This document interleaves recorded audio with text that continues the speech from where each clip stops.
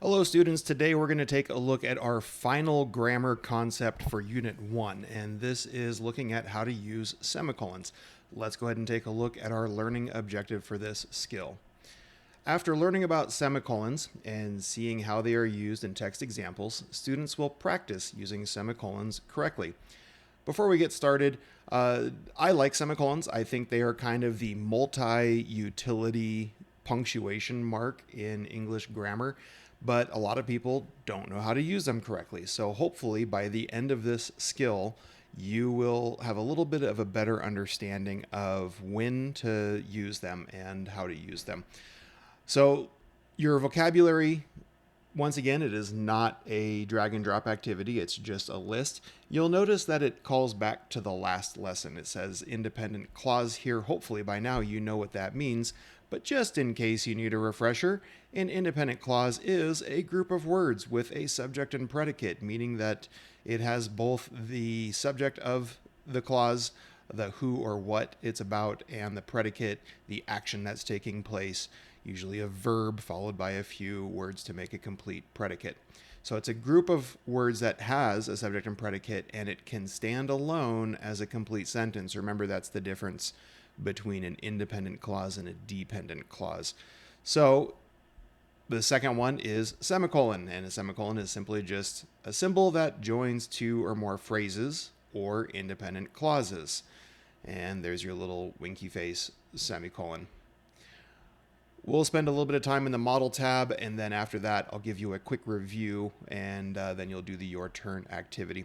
So the semicolon really has three distinct purposes. The first and main purpose for a semicolon is combining two independent clauses without using a coordinating conjunction such as and, but, so, or. Typically, when you combine independent clauses together, you have a choice. You can either do a comma and then follow it with the word and or whatever fits, or you could toss that out and just do a semicolon instead. You might be wondering, what's the difference? Why would I do one over the other? And quite honestly, it's just a matter of personal preference and the style that you want to use for writing. There really isn't a right or wrong answer to that. It's mostly just the author's choice. So let's take a look here at a couple of examples and explain what makes them correct and incorrect. Sonia was deeply committed to doing her work well, semicolon. She consistently applied all her abilities to the task at hand. Let's take a look and make sure that this is being used properly. First of all, do we have two independent clauses on either side of the semicolon? Well, does it have a subject and a predicate? Sonia was deeply committed to doing her work well. Yes, Sonia is the subject of this one. And here we have she consistently applied all her abilities to the task at hand. Yes, we have she, so that's the subject of that independent clause. And here we've got the predicate, was deeply committed. And then here, consistently applied all her abilities. So those would be predicates. So yes, each of these clauses on either side of the semicolon satisfies the criteria for being clauses. But are they independent clauses? Do they make sense on their own as complete thoughts? Sonia was deeply committed to doing her work well. If you put a period there, I think it works. It's a complete thought. She consistently applied all her abilities to the task at hand. Yes, I think that also works as a complete thought. So you could just capitalize the S in she and have a period at the end, and it would stand alone as a sentence. So this fully satisfies all of the criteria of having two independent clauses combined with a semicolon. Let's take a look at the incorrect over here. It's the same sentence, just with a slight variation. Sonia was deeply committed to doing her work well, and she consistently applied her abilities to the task at hand. Do you see what went wrong here? You've got a semicolon followed by an and that is a no-no for combining independent clauses. In this case, you would just use a comma and the word and. So you have to make a choice. It's either comma and, or it's a semicolon alone without the and. one or the other. You can't do both. All right, let's take a look at the next one. Tom Hanks is a talented and appealing actor, comma, especially in the movie Forrest Gump. This works. We've got a comma here because, especially in the movie Forrest Gump, is a dependent clause. It does not work on its own as a complete thought. Over here, they tried to force a semicolon in, and this is typically where I see the mistakes. Tom Hanks is a talented and appealing actor, semicolon, especially in the movie Forrest Gump. Why doesn't this work?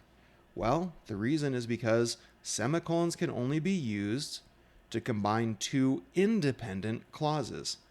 Especially in the movie Forrest Gump, is a dependent clause. It needs the rest of the sentence in order for it to feel complete. So it does not qualify for using a semicolon in between. You have to just stick with the comma as the first example. And once again, when I see mistakes with semicolons, this is usually what I see. I see people trying to combine an independent clause with a dependent clause using a semicolon. You can't do that. You have to have two independent clauses. All right, another way to use semicolons. Let's see if we can go down here. We've got the independent clause. Okay, so this is just giving us the same rule as what we looked at here. A semicolon used between two independent clauses. This is just telling us that both of those clauses must also be closely related in thought. So if they're two completely random sentences or clauses that aren't related to each other, then you cannot use a semicolon. They have to be, at least in idea, connected to each other in order to use a semicolon. All right, let's move to the next use.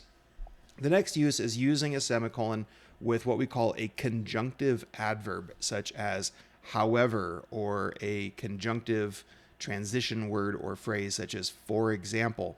So in this rule, you put the semicolon, and this is weird, I know, but you put the semicolon right before you would have the conjunctive adverb, and then after the adverb, you use a comma. So a little semicolon before and a little comma after. Let's go ahead and take a look at the example here. This is from the book Animal Farm, which many of you read last year. The animals listened first to Napoleon, then to Snowball, and could not make up their minds which was right. Indeed, they always found themselves in agreement with the one who was speaking at the moment. And here's our semicolon use. Indeed is what we call a conjunctive adverb. It is combining these two independent clauses with the word indeed. And so notice how, and this is strange, I know, but this is just the rule. The semicolon is before the word indeed, and then you still need a comma after the word indeed. And you might be asking why, and I'll try to tell you real quick without confusing you more. The reason why is because the word indeed is really the lead-in to the next sentence. It's what we would call an introductory word or an introductory phrase. And anytime that you have an introductory word or phrase at the beginning of a sentence, it needs to have a comma afterwards. And so because this is the beginning of the next sentence, the semicolon is separating the first one from the second one. Hopefully that makes sense. All right, the final use for a semicolon is to separate items in a series when one or more of the items already contains its own comma. I call this the super comma rule. So if you have a list of items where each item in that list has its own commas, then it can get super confusing to continue using commas to separate those items because it can be confusing as to what is really related to what in the sentence. So semicolons can help clear that up. So let's take a look at this example. She survives him, as do his brothers Malachi and Alfie, both of Manhattan. You see this comma here. This is like a little bit of a clause in there. Both of Manhattan. And his brother Mike of San Francisco. Again, another comma. His daughter Maggie McCourt of Burlington, Vermont. See, we've got a comma separating Burlington and Vermont. And 3 grandchildren. Notice the semicolons here kind of work as little brackets between all the items in the list. If you didn't have these semicolons, and you just had more commas there instead, it would be a really confusing list of items to read. It would look like you're saying, and his brother Mike of San Francisco, his daughter, and then Maggie McCourt of Burlington, Vermont. It would be you wouldn't be clear as to where if his daughter is Maggie or if it's a separate item in the list, and then you've got this other person named Maggie. It would be confusing, and you probably are already confused. But the semicolon just works again as like a little container to kind of keep those things together. His daughter Maggie McCourt is kept together because of where this semicolon is. So I hope that makes sense. Let's go ahead and do a quick review before you get into the Your Turn tab. So once again, why might someone choose to use a semicolon? Well, the answer to that is because someone might want to use it to join two independent clauses that haven't already been connected with a comma and a coordinating conjunction like and. They might also use it to separate items in a series when one or more of the items already contains its own commas. And again, I call that a supercomma. When is a semicolon used with a conjunctive adverb? A semicolon may come before a conjunctive adverb, such as however, when it joins two independent clauses. And then here's a little trick question, because we didn't talk about colons, but how do semicolons and colons differ in how they punctuate a list? And I just want you to think about this. The colon is the dot dot instead of the dot on top of a comma. So a colon would come before the list. It sort of introduces the list, whereas the semicolon acts as a bracket or a container to separate the things within the list. You wouldn't use a semicolon at the beginning of the list. You would use a regular colon for that. You only use a semicolon inside of a list where the items in that list already have their own commas. So if that is confusing, I'm happy to talk through that with you a little bit more. You'll head over to the Your Turn tab. The first page, you'll do a little drag and drop activity, just recognizing whether they are being used correctly or incorrectly. This is an excellent little practice. On the second page, you'll take a multiple choice quiz that might be similar to something that you would see on an end of unit test. And then on the third page, you're going to practice using them yourselves and writing your own sentences using semicolons. If you have any questions or need to talk this through, I'm more than happy to help you. Just reach out to me.